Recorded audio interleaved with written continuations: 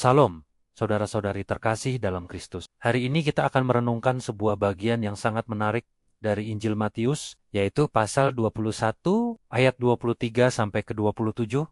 Bagian ini bercerita tentang Yesus yang kembali mengajar di Bait Allah setelah ia mengusir para pedagang. Mari kita buka Alkitab kita bersama-sama. Matius 21 ayat 23 berbunyi, "Lalu Yesus masuk ke Bait Allah, dan ketika ia sedang mengajar di situ, datanglah imam-imam kepala serta tua-tua bangsa Yahudi kepadanya dan bertanya, 'Dengan kuasa manakah engkau melakukan hal-hal itu? Dan siapakah yang memberikan kuasa itu kepadamu?' Pertanyaan ini terdengar wajar, bukan? Para pemimpin agama Yahudi melihat Yesus melakukan banyak mukjizat, mengajar dengan wibawa, dan bahkan membersihkan Bait Allah. Mereka merasa punya hak untuk menanyakan dari mana asal kuasanya. Tapi mari kita perhatikan lebih dalam. Apakah pertanyaan ini lahir dari ketulusan hati yang ingin tahu kebenaran? Ataukah ini sebuah jebakan? Konteksnya sangat penting. Baru saja Yesus membuat keributan di Bait Allah, tempat yang seharusnya menjadi pusat kekuasaan mereka. Tindakan Yesus seolah-olah menantang otoritas mereka. Jadi, pertanyaan ini sebenarnya bukan untuk mencari jawaban, melainkan untuk menjebak Yesus. Jika Yesus menjawab, "Kuasaku dari Allah," mereka akan menuduhnya menghujat Allah. Jika ia menjawab, "Kuasaku dari diriku sendiri," mereka akan menuduhnya sebagai seorang pemberontak yang arogan, pilihan yang serba salah. Namun, Yesus adalah guru yang maha bijaksana. Dia tidak terjebak. Mari kita lihat jawabannya di ayat 24 dan 25. Jawab Yesus kepada mereka, "Aku juga akan mengajukan satu pertanyaan kepadamu, dan jikalau kamu memberi jawabnya kepadaku, aku akan mengatakan juga kepadamu, dengan kuasa manakah aku melakukan hal-hal itu? Dari manakah baptisan Yohanes? Dari sorga atau dari manusia?" Luar biasa. Yesus membalikkan keadaan. Dia tidak menjawab langsung, melainkan mengajukan pertanyaan balik yang justru menelanjangi motif mereka. Pertanyaan tentang Yohanes Pembaptis ini sangat cerdas. Mengapa? Karena Yohanes Pembaptis adalah sosok yang sangat dihormati oleh rakyat banyak. Orang-orang menganggapnya sebagai nabi utusan Tuhan. Sekarang, giliran para imam kepala dan tua-tua yang terjebak. Mereka mulai berdiskusi di antara mereka sendiri. Seperti yang tertulis di ayat 25 dan ke-26, mereka memperbincangkannya di antara mereka dan berkata, "Jikalau kita katakan, dari sorga, ia akan berkata kepada kita, 'Kalau begitu, mengapakah kamu tidak percaya kepadanya?' Tetapi jikalau kita katakan, dari manusia, kita takut kepada orang banyak, sebab semua orang menganggap Yohanes ini nabi." Lihatlah dilema mereka.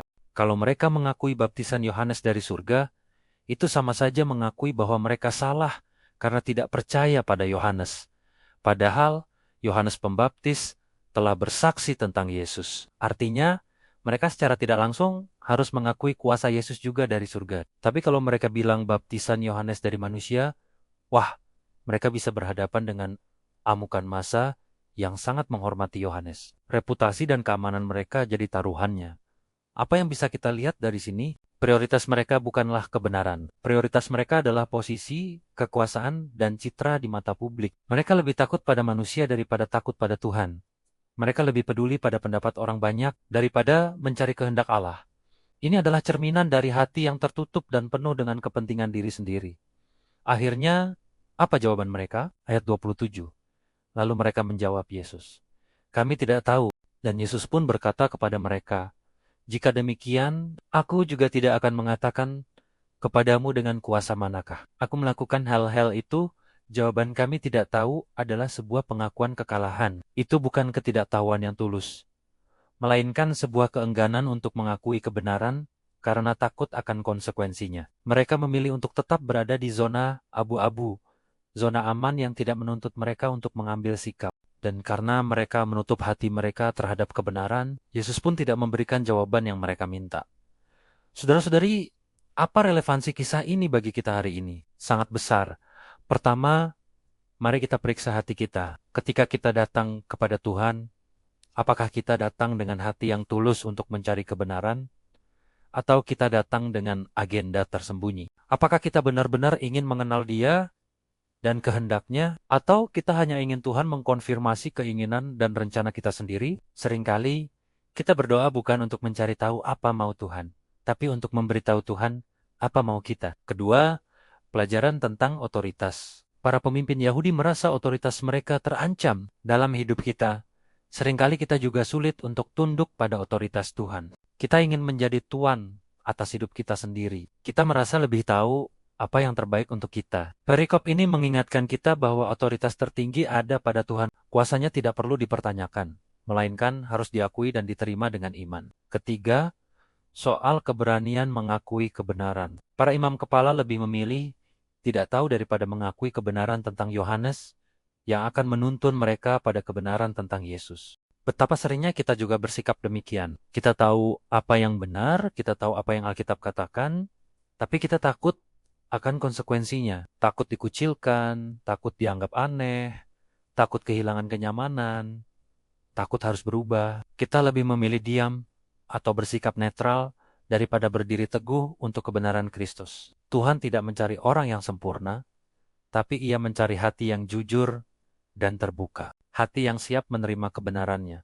Meskipun itu berarti kita harus berubah, harus mengakui kesalahan, dan harus meninggalkan zona nyaman kita. Ketika kita datang kepadanya dengan kerendahan hati dan ketulusan, seperti anak kecil yang ingin belajar, Dia akan dengan senang hati menyatakan dirinya dan kuasanya kepada kita. Yesus tidak menjawab pertanyaan mereka bukan karena Ia tidak mampu, tetapi karena Ia tahu hati mereka tidak siap untuk menerima jawaban itu. Jawabannya hanya akan menjadi bahan perdebatan lain, bukan menjadi benih yang bertumbuh. Ini menjadi pengingat bagi kita jika kita merasa jauh dari Tuhan atau seolah-olah doa kita tidak terjawab. Mungkin kita perlu bertanya pada diri sendiri, sudahkah hatiku benar-benar terbuka untuk menerima apapun jawaban dari Tuhan?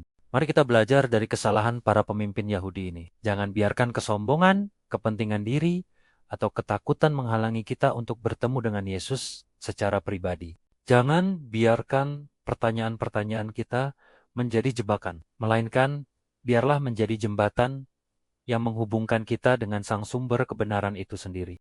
Tuhan Yesus, hari ini kami belajar dari firman-Mu. Ampuni kami jika seringkali kami datang kepadamu dengan hati yang tidak tulus, dengan agenda kami sendiri. Ampuni kami jika kami lebih takut kepada manusia daripada kepadamu. Ampuni kami jika kami sering memilih untuk tidak tahu, padahal Engkau sudah menyatakan kebenaran-Mu. Bukalah hati dan pikiran kami ya Tuhan, agar kami dapat menerima kuasa dan otoritas-Mu dalam hidup kami sepenuhnya. Biarlah kami menjadi pribadi yang berani mengakui dan hidup dalam kebenaran-Mu. Terima kasih Tuhan Yesus.